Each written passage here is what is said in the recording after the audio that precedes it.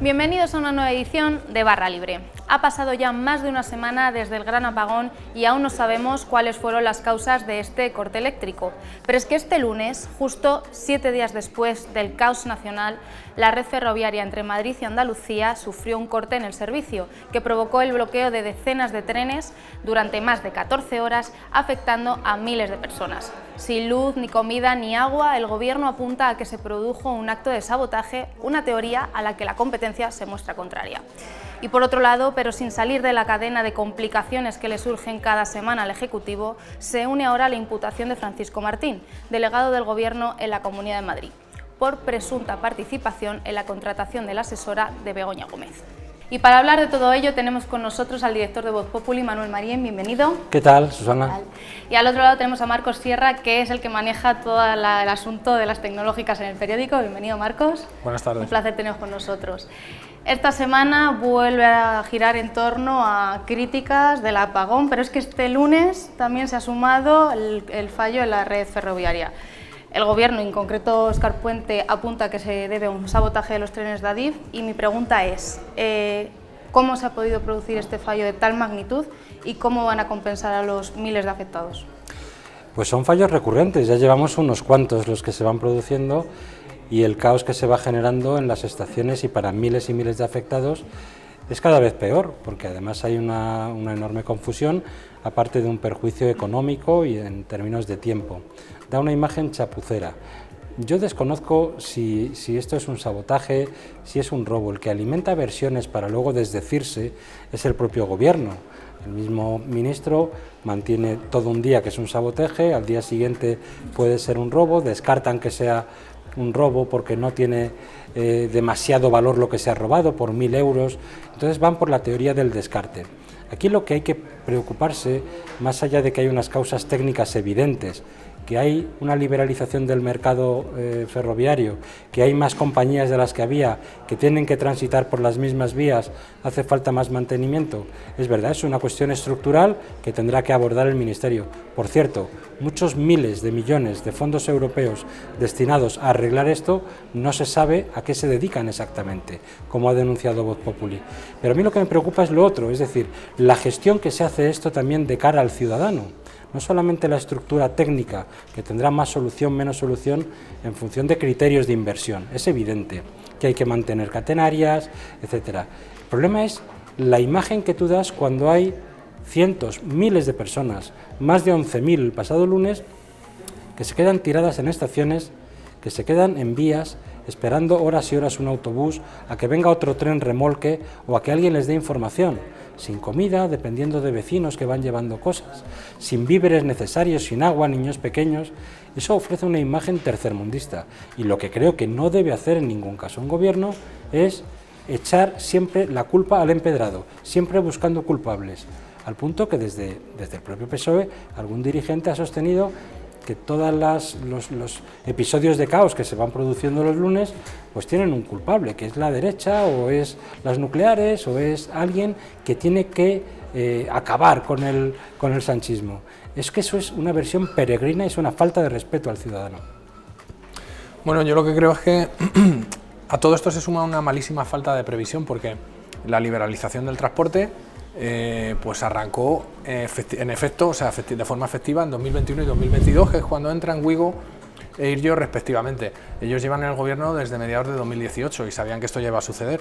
Ahora mismo hay 36 trenes más que entonces, 20 de Iryo y 16 de Wigo sobre las vías. Estamos hablando de que se ha multiplicado casi por 50 el número de pasajeros pues de la red ferroviaria. Esto ya lo sabían. No es tanto que se sepa que va a haber problemas y va a haber más, y ahora explicaré por qué, sino cómo abordas esos problemas. O sea, está claro que está sobretensionada la red ferroviaria, pero tendrás que abordarlo de alguna manera y como dice Marín, echar balones fuera, pues no parece que sea lo lógico, porque al final el que está gobernando eres tú. Va a haber más problemas, porque ahora, de hecho vamos con un poquito de retraso, pero hay otra fase de la liberalización del transporte y van a entrar nuevos operadores y se van a abrir nuevas rutas. ¿Esto qué va a suponer?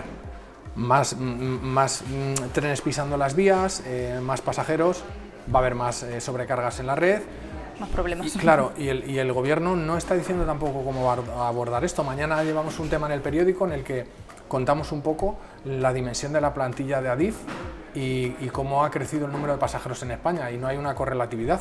Mañana lo contaremos en el periódico, pero si se sabe que va a haber otra vez sobrecarga, de alguna manera se tendrá que afrontar esa situación. De hecho, buscando responsabilidades, estos días llevaste una exclusiva en la que afirmas que Irio, que es la compañía italiana, desmiente totalmente la versión del gobierno. Claro. ¿Quién tiene la razón en este fuego cruzado? A ver, yo creo que el gobierno comete un error adelantándose a los acontecimientos, porque si no sabes qué ha pasado, estás hablando de más. Claro, cuando él cita directamente a ello y dice que es que ha arrasado con una catenaria, la catenaria es el elemento que hay en la vía que transmite la electricidad al tren, que la recoge desde otro elemento que se llama pantógrafo. Y eso pasa de forma recurrente, es habitual que suceda, pero Irio salió casi al momento a responder al ministro. ¿Por qué? Porque normalmente los contratos ferroviarios el que rompe paga, es decir, si Irio ha tenido la culpa va a tener que pagar esa catenaria. Rondan entre los 700.000, 800.000 euros una catenaria. Para una empresa como Irio a lo mejor no puede ser muy problemático porque tienen volumen, pero no deja de ser una multa que tiene que pagar para que se arregle eso. ¿Qué sucede? Que claro, cuando Irio lo desmiente, ya lo desmiente con muchas pruebas, porque hay un informe de Hitachi que dice que en ningún caso arrasan con el... De hecho, el tren está parado, como nosotros contamos, lo contamos porque tuvimos acceso al testimonio directo de personas que estaban en el tren y que nos contaron qué es lo que había sucedido, y el tren estaba parado. Y la catenaria, es verdad que luego acaba cayendo encima del tren, pero no había pasado el tren entero por la catenaria. Entonces parece, con las pruebas que sí hay ahora, que es bastante evidente que el tren de Irio no arrasó con la catenaria. En cualquier caso, el gobierno será el que tendrá que sacar las pruebas, ponerlas encima de la mesa y demostrar lo contrario. Es evidente, yo no soy ningún experto ni en catenarias, ni en pantógrafos, ni en absolutamente nada de la red ferroviaria. Lo que sí conocemos desde el punto de vista del análisis político es un gobierno que sistemáticamente echa balones fuera a la hora de explicar cosas. Da versiones que son inconclusas, da versiones que generan confusión, buscan siempre un culpable ajeno a ellos y nunca asumen un tipo de responsabilidad política. Insisto en una cosa, aquí el perjudicado es el ciudadano, miles de ciudadanos, que además pagan, y no poco dinero, por sus billetes. La evidencia es que España era, hace 20 o 25 años, un modelo de alta velocidad ferroviaria, en la que venían turistas y decían que aquí había una puntualidad, se suele decir británica, casi se empezó a decir española, por ejemplo, con el AVE, con alta velocidad española, al punto de que ahora mismo lo que te sientas es en un tren con una cierta inseguridad, que hay mucha normalidad la mayoría de los días. Sí, pero es que eso es lo que debe ocurrir. Lo que no debe ocurrir es la normalidad de que llegues a tener retrasos, paradas de tren durante 6, 8, 9, 10, 11 horas y sin recibir una sola explicación. Podríamos hablar de catenarias. Yo de catenarias tengo poco que hablar. ¿Se estropea una catenaria? ¿Falta mantenimiento? Puede tener cierta lógica. Que salgan, que lo expliquen, que inviertan, que hable con la vicepresidenta económica o con la vicepresidenta de Hacienda y que busquen soluciones con dinero público, porque España está recaudando más que nunca en su historia. Oiga, resuelvan eso, como hay otros problemas en sanidad durante la pandemia, resuelvan los problemas. No busquen culpables siempre fuera. Y si no es la catenaria o no nos explicamos bien los medios de comunicación y somos ignorantes sobre lo que estamos diciendo o no, oiga, comparezca, aclárelo, en vez de dedicarse todo el día a hacer tweets ofensivos contra el resto del planeta España. Seguimos con este programa de análisis, pero ahora vamos a centrar el foco en una nueva imputación del, como ya conocemos, caso Begoña, que es el delegado del Gobierno en Madrid. Para ello tenemos a Iván Libreros, que sabe mucho del tema. ¿Qué tal? Iván. Muy buenas, Susana. ¿Qué tal? Encantado. El juez Peinado imputa a un nuevo miembro del Gobierno. Correcto. Ayer conocimos que el juez Peinado había citado como investigado, tiene que acudir el próximo 14 de junio, en una pieza separada del caso Begoña Gómez. En este caso, compete a la contratación de la asesora de Begoña Gómez en la época en la que él era el segundo de Félix Bolaños, que fue el ministerio que hizo toda esa contratación. ¿Empezaremos a ver dimisiones en algún momento? O... No. No, eso no lo crees, ¿no? Posible. No, no lo creo posible. En su caso, en su momento, cuando haya, si es que hay, que no lo sé, inhabilitaciones.